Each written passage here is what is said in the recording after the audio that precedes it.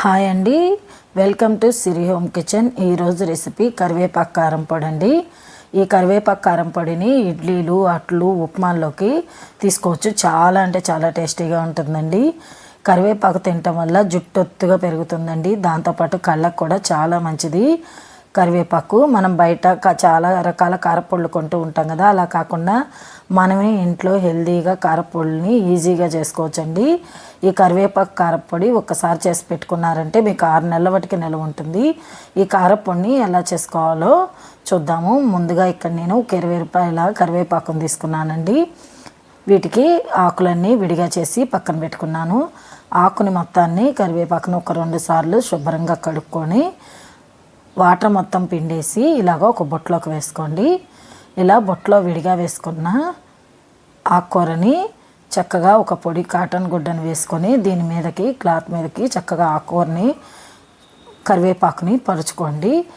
కరివేపాకు అనేది కనీసం 1 గంట అయినా ఆరబెట్టుకోండి. ఇలా ఆడటం వల్ల కరివేపాకులు ఎక్కడ తడి లేకుండా ఉండాలండి. ఎందుకంటే ఇది మనకు నిల్వ ఉండేది కదా, ఇక్కడ తడి ఉందంటే కారపొడి పాడైద్ది. చక్కగా కరివేపాకు ఆరిపోయాక ఆరిపోయిన కరివేపాకుని పక్కన పెట్టి స్టవ్ వెలిగించి ఒక ప్యాన్ పెట్టుకొని 1 టేబుల్ స్పూన్ వాటికి ఆయిల్ వేసుకోండి. దీనిలోకి 3 టేబుల్ స్పూన్ల వాటికి పచ్చెనపప్పు, 3 టేబుల్ స్పూన్ల మినపగుళ్ళను వేసుకుంటున్నానండి. నేను ఇక్కడ మినపగుళ్ళు మంచి టేస్ట్ వస్తాయి. ఇవి 2 కొంచెం బాగా వేగాక 3 టేబుల్ స్పూన్ల ధనియాలు వేసి ఒకసారి బాగా వేయించుకోండి. ఇవి కూడా వేగాక 2 టేబుల్ స్పూన్ల జీలకర్రని వేయండి. ఎందుకు జీలకర్ర వేసాక తొందరగా వేగిపోతాయండి, అందుకని ఇవి బాగా వేయించుకున్నాక చివరిలో జీలకర్ర వేసుకోండి. 2 రెమ్మల చింతపండు, 2 వెల్లుల్లిపాయల రెబ్బల్ని దీనిలోకి టేస్ట్కి తగ్గట్టు కళ్ళుప్పుని వేసుకోండి. కళ్ళుప్పే మంచి టేస్ట్ వస్తుంది. వేసుకొని ఒకసారి వీటన్నిటిని వేయించి వీటిని తీసి ఒక ప్లేట్లోకి పెట్టుకోండి. ఇదే ప్యాన్లోకి మళ్ళీ 1 టేబుల్ స్పూన్ ఆయిల్ వేసుకొని ఒక 50 గ్రాముల ఎండుమిర్చిని వేయించుకొని తీసుకుందాము. ఇక్కడ నేను 20 రూపాయల కరివేపాకుకి 50 గ్రాముల ఎండుమిర్చి కరెక్ట్ కొలతలండి. ఇవి కూడా ఒకసారి బాగా వేయించి పక్కన పెట్టుకొని దీనిలోకి 2 టేబుల్ స్పూన్ల వాటికి ఆయిల్ వేసి మనం ముందుగానే కడిగి ఆరబెట్టుకున్న కరివేపాకును వేసుకోండి. మీరు గుర్తుపెట్టుకోండి, కరివేపాకులో ఎక్కడ తడి అనేది మాత్రం ఉండకూడదండి. మీరు కొంచెం టైం ఎక్కువైనా పర్వాలేదు, కరివేపాకు మాత్రం బాగా ఆరిపోవాలి. దీన్ని అటు ఇటు తిప్పుతూ కరివేపాకు బాగా ఏగే వరకు వేయించుకోవాలండి. కరివేపాకు అనేది బాగా ఏగాలి. తిప్పుతూ వేయించుకోండి. ఆకు ఎక్కడ మాడకుండా దగ్గరుండి తిప్పుతూ వేయించుకోండి. అప్పుడే మంచి స్మెల్ తోటి కూడా ఉంటుంది, మాడకుండా మంచి కలర్ కూడా వస్తుంది కారపొడి. ఇలా బాగా వేగాక స్టవ్ ఆఫ్ చేసి పక్కన పెట్టుకోండి. ఈ మూడింటిని ఆరబెట్టుకొని ముందుగా ఒక మిక్సీ గిన్నె తీసుకొని మనం వేయించుకున్న ధనియాలు, పచ్చెనపప్పు వీటిని మిక్సీ పట్టుకోండి.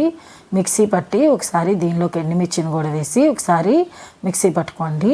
ఇలా మిక్సీ పట్టుకున్న పొడిని తీసి ఒక పక్కన పెట్టుకొని మనం వేయించుకున్న కరివేపాకుని మిక్సీ గిన్నెలోకి వేసుకుందాము. ఇక్కడ చూడండి, మీకు నేను చూపిస్తా. కరివేపాకు ఎలా అంటే ఇలా నలిగిపోవాలి, అంత బాగా వేయించుకోవాలి.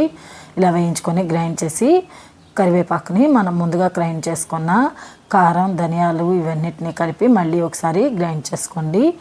మీరు గ్రైండ్ చేసుకునేటప్పుడు కొంచెం మెత్తగానే గ్రైండ్ చేసుకోండి. అలాగని మరీ పలుకులు కాదు, మరీ మెత్తగా కాదు, కొంచెం గ్రైండ్ చేసుకొని దీన్ని మనం ముందుగా వేయించుకున్న ప్యాన్లోకి వేసి ఒకసారి ఆరబెట్టుకుందాము. మీకు తడి అనేది ఉండదు, కానీ మిక్సీ గిన్నెలో వేడి వల్ల ఎక్కడైనా ఉండలు కట్టుంటే ఇలా చేత్తో నలిపి చూడండి. మీకు నేను వీడియోలో చూపిస్తాను ఎంత పొడి పొడిలాడుతూ ఉందో. ఇంతే ఉంటుంది. మీరు ఇది ఒక డబ్బాలోకి స్టోర్ చేసుకోవచ్చు. మీకు ఎంతో టేస్టీగా ఉండే కరివేపాకు కారపొడి రెడీ అండి. ఈ రెసిపీని మీరు తప్పకుండా ట్రై చేయండి. ట్రై చేసి మీకు ఎలా వచ్చిందో నాకు కామెంట్స్లో చెప్పండి. ఈ వీడియో నచ్చితే లైక్ చేయండి, షేర్ చేయండి, సబ్స్క్రైబ్ చేసుకోండి. పక్కనే ఉన్న గంట సింబల్ని క్లిక్ చేయండి.